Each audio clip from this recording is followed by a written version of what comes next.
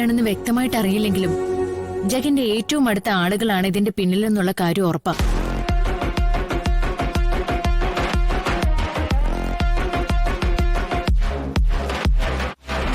ഇന്നലെ ജിതേന്ദ്രൻ ചേട്ടനും അച്ഛനും കൂടെ കടയിൽ പോയിരുന്നു അല്ലേ?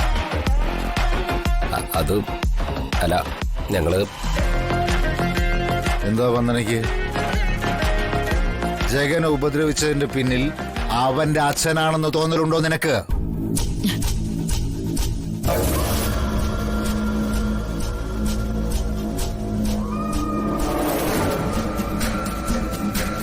ചോദിച്ചത് കേട്ടില്ലേ? ഞാനാണ് ജഗനെ ഉപദ്രവിച്ചതെന്ന് അവന്റെ ഭാര്യ നിനക്ക് തോന്നുന്നുണ്ടോന്ന്? ഇല്ല.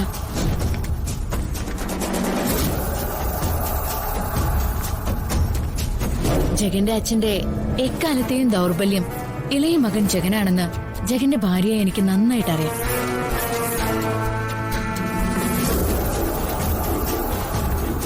ജഗൻ ഈ ലോകത്ത് ഏറ്റവും കൂടുതൽ സ്നേഹിക്കുന്നത് ആരെയാണെന്ന് ചോദിച്ചാ അതിന്റെ ഉത്തരം വന്ദന എന്നല്ല, കരുണാകരക്കുറുപ്പ് എന്ന.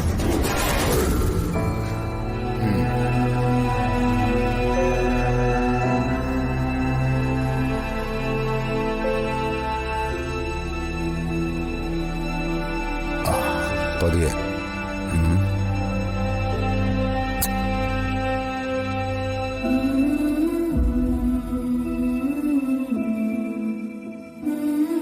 നീ തട്ടുകൾ നടത്തുന്നത് അച്ഛനാ എനിക്ക് നാണക്കേട് തന്നെയാ.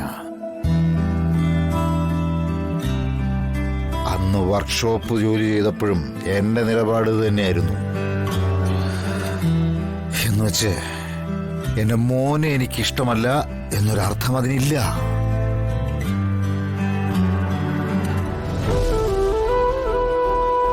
ഞാൻ തോളിലിട്ടിടുന്ന എന്റെ മോനെ അവന്റെ അച്ഛൻ ജീവിച്ചിരിക്കെ ആരെങ്കിലും കൈവച്ചിട്ടുണ്ടെങ്കിൽ അതിനെന്ത് ചെയ്യണമെന്ന് എനിക്ക് നന്നായിട്ട് അറിയാം.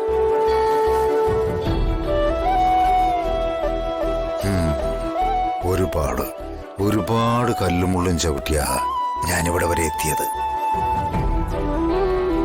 ശബരിമലയ്ക്ക് പോക്കും ഇതുമായിട്ട് എന്താ ബന്ധം?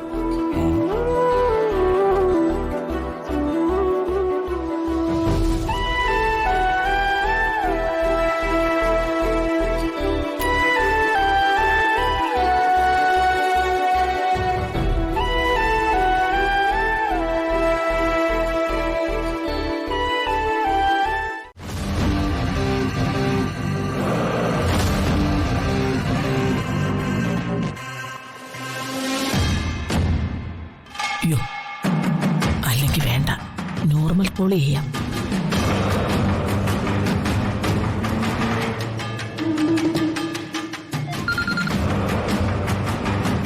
ഹലോ, നീ എന്തിനാടാ എന്നെ കിടന്ന് വിളിക്കുന്നേ?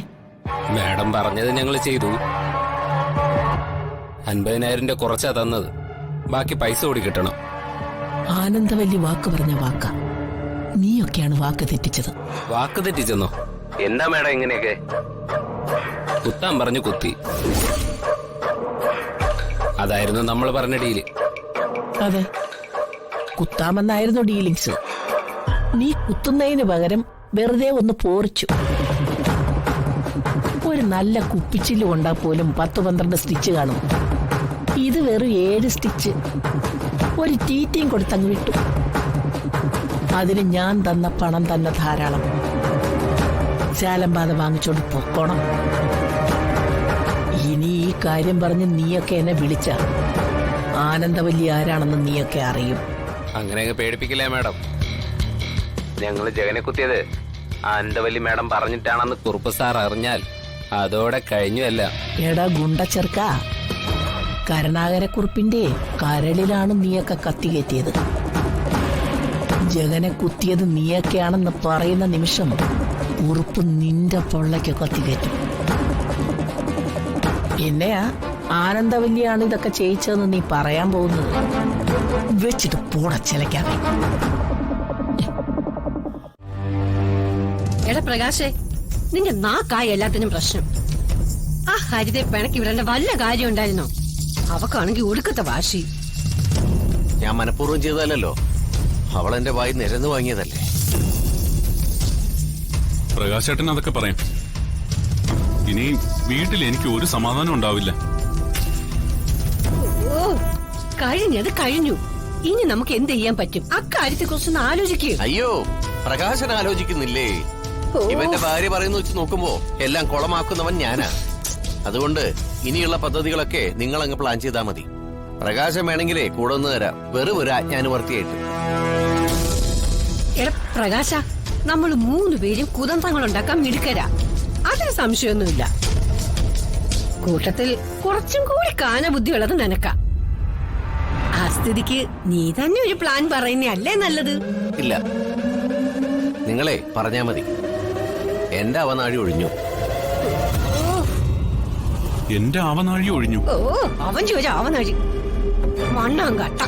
എടാ എന്തെങ്കിലും ഐഡിയ ഉണ്ടെങ്കിൽ ഇത് പറ. ആ, ഇപ്പൊ നമുക്ക് വേണ്ടതേ മീനാക്ഷിയെയും വിനുവിനെയും ആ വീട്ടിൽ നടിച്ച് പുറത്താക്കിയല്ലേ, അതല്ലേ? അതെ, അതിനുള്ള വഴിയാണ് കണ്ടുപിടിക്കേണ്ടത്.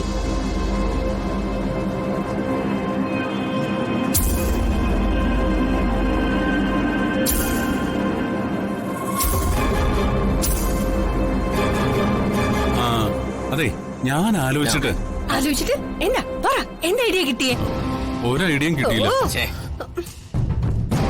ഇവനെങ്ങനെ ഹരിതയുടെ വീട്ടിൽ ഇത് പുറത്താകാതിരിക്കാം എന്നായിരിക്കും ആലോചിച്ചത് ചാപ്പാൻ.